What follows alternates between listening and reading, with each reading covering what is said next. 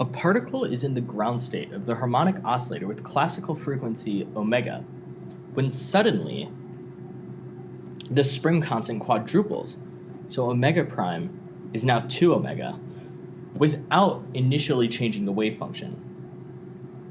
What is the probability that a measurement of the energy would still return the value h bar omega over 2? So first, let's write out our basis, right? So initially, before the spring constant quadruples, right, our basis was psi 0, and let's just call this psi 0 I, right, because this is the basis before we quadruple it. So this was m omega over pi k to the 1/4 e to the negative m omega over 2 h bar x squared. After we quadruple our spring constant, right, that means that our omega is now going to be 2 omega, meaning that our basis after we quadruple the spring constant, we'll just call this f, right, is now equal to m times 2 omega over pi k e to the negative m 2 omega over 2 h bar x squared. Now, what are the energies for the before and after? So before we quadrupled the spring constant, right, the allowed energies for this basis here, right, was h bar omega times n plus 1/2, where n is an integer. Right, so how would we get h bar omega? So when would the energy here, right, be h bar omega over 2? Well, that's easy. That would be in our ground state when n is equal to 0, right? Because when n is equal to 0, our ground state energy is h bar omega over 2. But now, after we quadruple the spring constant, right, our energies become h bar times 2 omega n plus 1/2, where n, again, is still an integer. So now we want to find, right? So now we want to find for which state is our energy, right, going to be equal to h bar omega over 2. So let's see, we can cross out the h bar omegas, and so let's see, so then we'll have n plus 1/2 is equal to 1/2. So then we have 2n is equal to negative 1/2, and then n is equal to negative 1/4.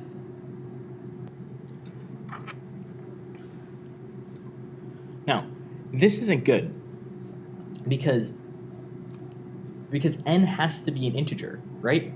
And n cannot be a non-integer, meaning that this is not allowed. So our final basis cannot have an energy of h bar omega over 2. But how about h bar omega? Can it have an energy of just h bar omega? Well, sure. So h bar omega, right? So when is the energy here going to be h bar omega? Well, this would be in our ground state, right? So after we quadruple the spring constant, right, our ground state energy is just going to be h bar omega. So how can we find when the so how do we find the probability that our wave function will be in the ground state and have energy of h bar omega? How do you find the probability, right, that we'll have h bar omega? Well, the way to measure that is to first write our original wave function, right, the actual wave function, in terms of our new basis here, right? And then we'll find that the coefficients on these, the squares of the coefficients in front of each energy level, right, will tell us the probability of getting that energy. So what we need to do is that we need to find the coefficients. So to do that, we know that well, first of all, to find the coefficients, so we can just take an inner product of our new wave function which is the complex conjugates is psi 0 star, with our original wave function, which was just psi 0 I.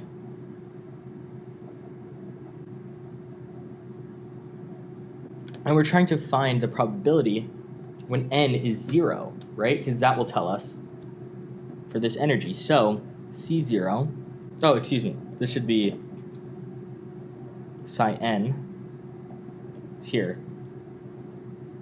And then for the ground state, then it'll be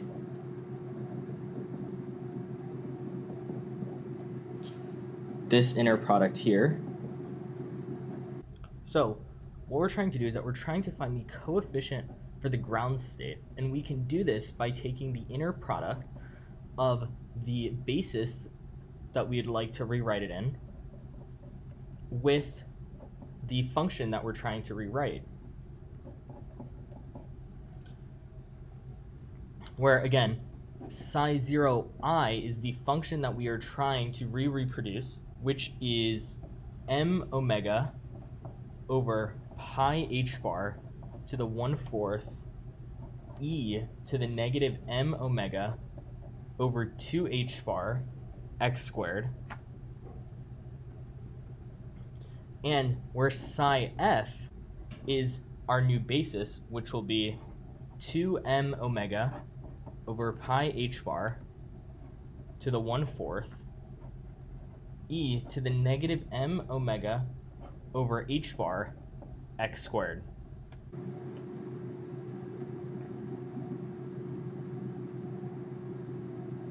Which will be 2m omega over pi k to the 1/4 times m omega. Oh, excuse me. You know what? I just noticed that these should have all been h bars.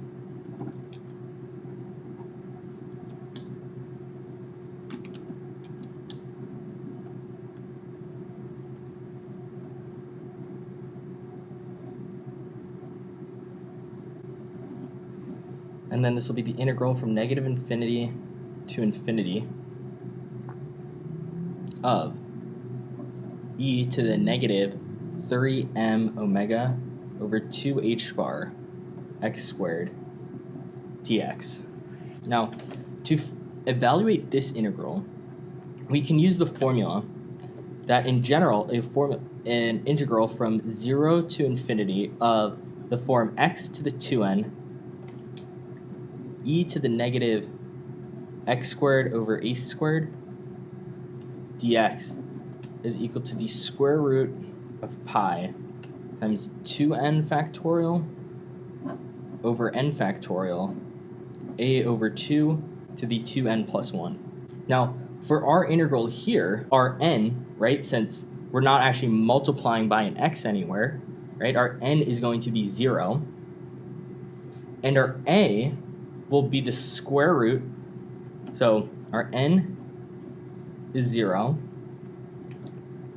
and our a is going to be the square root of 2h bar over 3m omega. So now this integral here will be equal to, let's see, 2 to the 1/4 times m omega over pi h bar to the 1/2 times the integral from negative infinity. And this, important, this integral, right? So this is an exponential function, right? However, our variable here, right, is x squared, which is even, meaning that this integral is even, meaning that it can be written as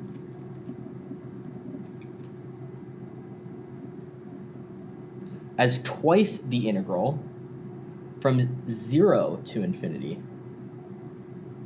right? However, since it's twice the integral from 0 to infinity, we can use this here with our a's and n's, meaning that this will be square root of pi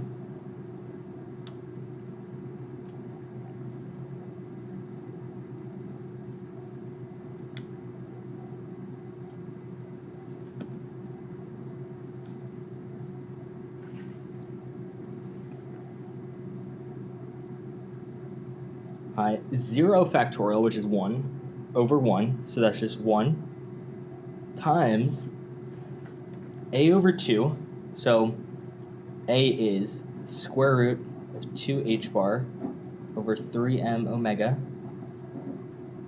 over 2, all to the 1. So plugging everything in, we get this. And there's a couple stuff we can cancel out with this, right?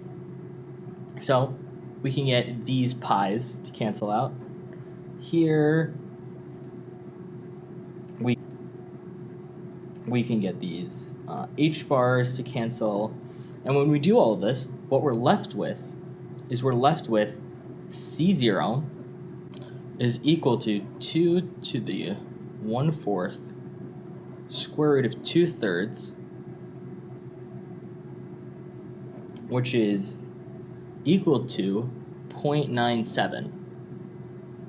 And then the probability of getting this is going to be CO squared, which is equal to 0.943. And this is the probability of measuring an energy with a value h bar omega.